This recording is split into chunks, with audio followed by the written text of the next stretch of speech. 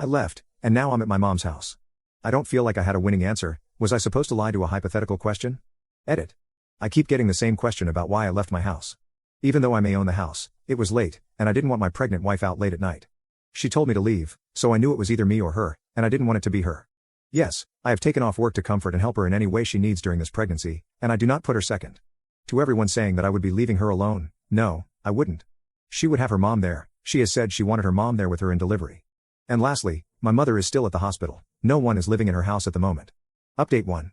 So, I went back home yesterday afternoon. She wasn't there, and I assumed she was at her mom's house. She came back in the evening, and we had a talk about what happened.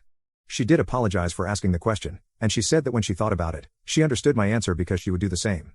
I asked her why she asked, and she said she didn't know and thought I was going to pick her since I normally do. I kinda just said okay and moved on. I did tell her I want marriage counseling after or even before the baby is born.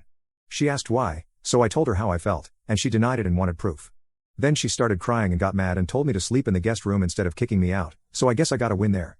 Anyways, she also told me that she no longer wanted me in the delivery, which I was fine with. I understand to an extent where it's coming from. Thanks for the advice y'all gave, some good and bad advice, and sorry if my comments came off as mean. Update 2. Hello everyone, this will probably be my last and final update. I've read a lot of your comments, and I did apologize, not for bringing up marriage counseling, but for the timing I brought it up, and that I did show her proof. She forgave me and told me I was still not going to be at the birth of our child. I said to her that it was okay and that I had accepted it, and I wasn't going to fight her on her choice.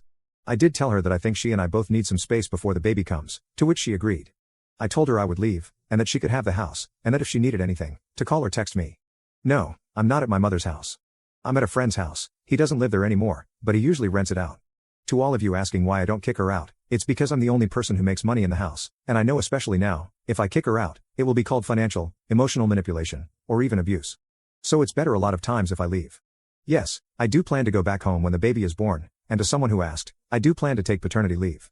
No, she does not know where I'm at. She didn't ask, so I didn't tell, mainly because her family would be knocking on my door.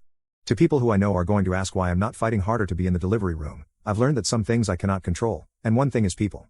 If she doesn't want me in there, I won't be. My main example is if I had gotten someone pregnant in my 20s, and I said to delete the fetus, just because it's my baby as well doesn't mean that I can control what she does. So it's her body, her choice.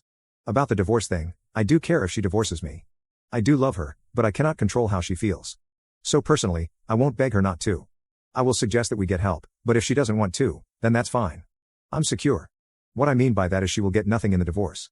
Does she know that? I don't know. Update 3. Hello everyone, I have good and bad news. So, I will start with the good news. My wife had the baby on January 26th. It's a girl, and I love her so much. I wanted to name her after my mother, but we found a compromise, and her middle name is my mother's name. To address the questions I'm going to get about whether I was in the delivery room, I was not. I did ask, but I got a no, and she said she had already told her sister. It was fine, because by then, I had stopped caring a lot.